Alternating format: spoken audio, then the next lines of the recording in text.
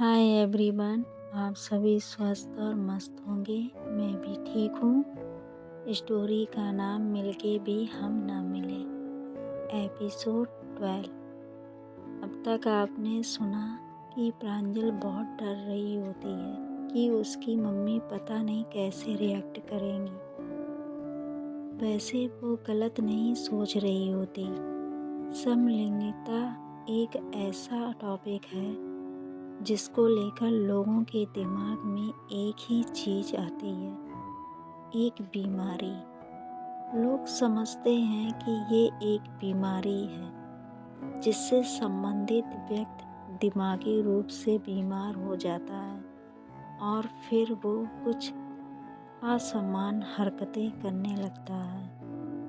1% ही parents ऐसे होंगे जो अपने बच्चों की फीलिंग को समझ के उन्हें रिस्पेक्ट देते हैं। बाकी लोग आज भी वही घिसी पिटी मानसिकता के शिकार हैं। खैर, प्रांजल की माँ हर हाल में जानना चाह रही थी कि आखिर रीजन क्या है ये सब करने का।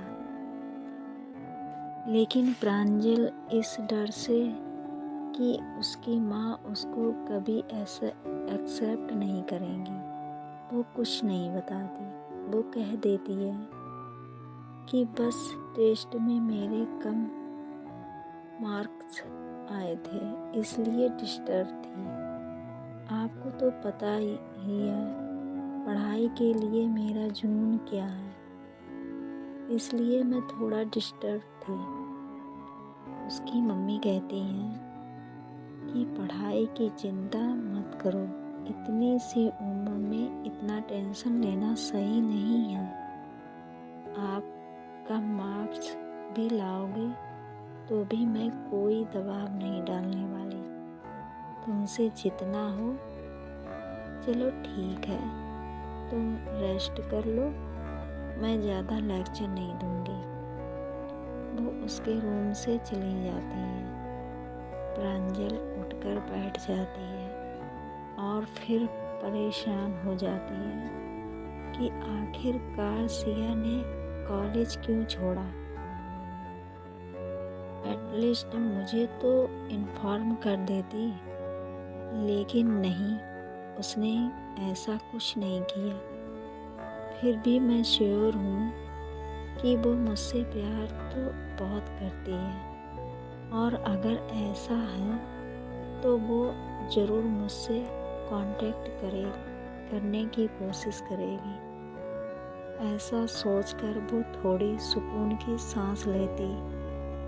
ऐसे ही प्रांजल इंतज़ार करते हुए एक दिन बिताती है, फिर दूसरा दिन गुजरता है, फिर तीसरा दिन।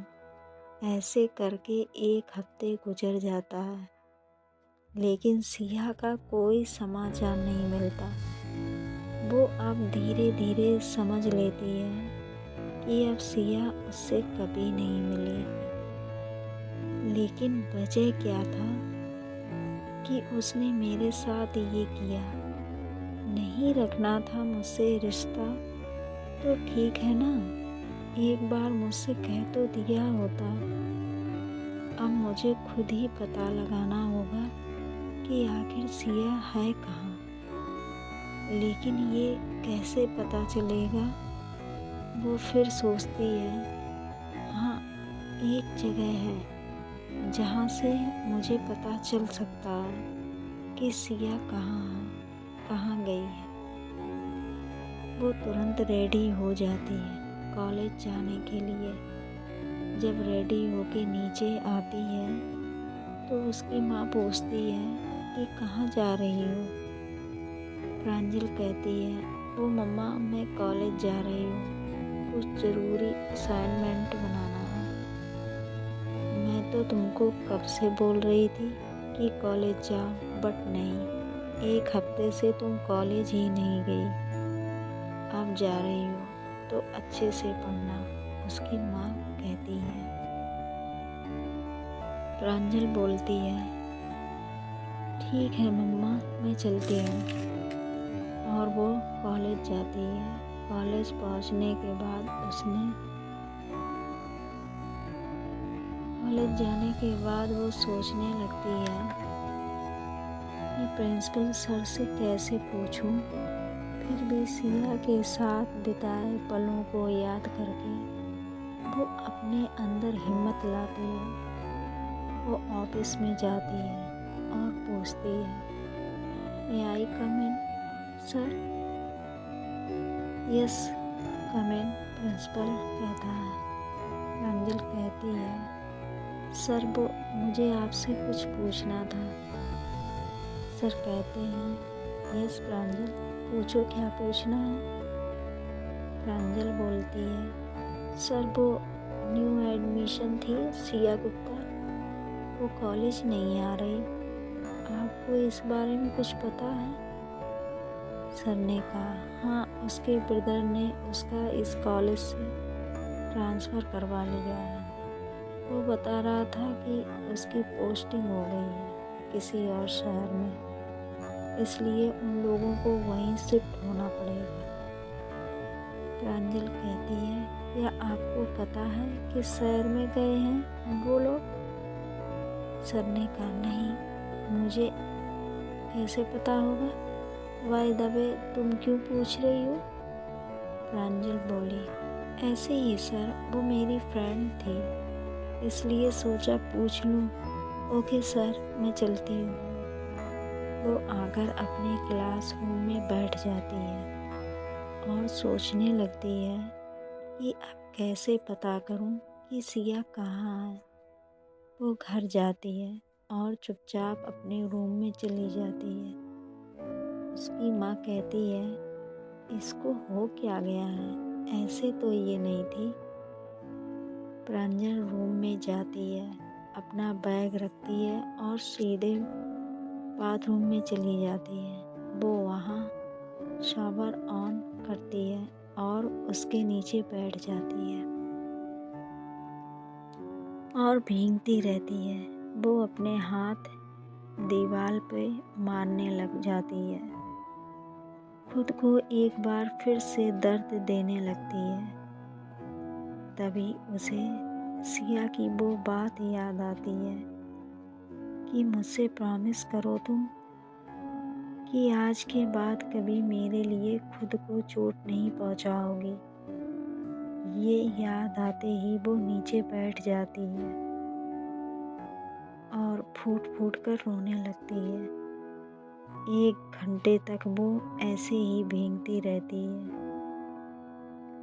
फिर सोचती है कि ऐसे रो के क्या फ़ायदा, किसके लिए मैं इतना रो रही हूँ?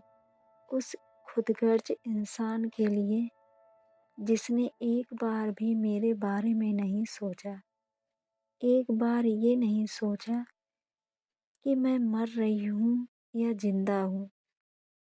क्यों सिया, क्यों मुझे इतनी बड़ी सज़ा क्यों दिया? अब मेरी हालत ऐसी है कि ना जी सकती हूँ ना ही मर सकती हूँ। सच में ये मोहब्बत दोगला चीज़ है, अच्छे खासे इंसान को बर्बाद कर देता है। ऐसे ही वो बहुत देर तक खुद से बातें करते हुए रोती रहती है। फिर वो बाथरूम से बाहर आ जाती है और छवि को कॉल करती है। छवि उसकी वही वाली फ्रेंड होती है जिसने प्रांजल को ये एहसास कराया होता है कि उसका प्यार गलत नहीं है। छवि कॉल उठाती है और कहती है कि आज कैसे याद किया मोहतरमा, आज कौन सा दिन है? प्रांजल कुछ नहीं बोलती और रोने लगती है। छवि कहती है, अरे यार क्या हुआ, तू ऐसे क्यों रो रही है? प्रांजल बोलती है, तू घर आ जा मेरे। छवि कहती है, हाँ लेकिन ये तो बता, तू रो क्यों रही है?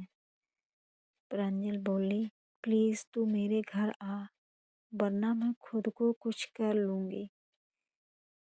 छवि बोलती है, नहीं, तो ऐसा कुछ नहीं करोगी। रुक जा, मैं आ रही हूँ। ये कहकर छवि फ़ोन कट करती है और प्रांजल के घर के लिए निकलती है। अब देखते हैं अगले एपिसोड में क्या होता है। बाय बाय, सी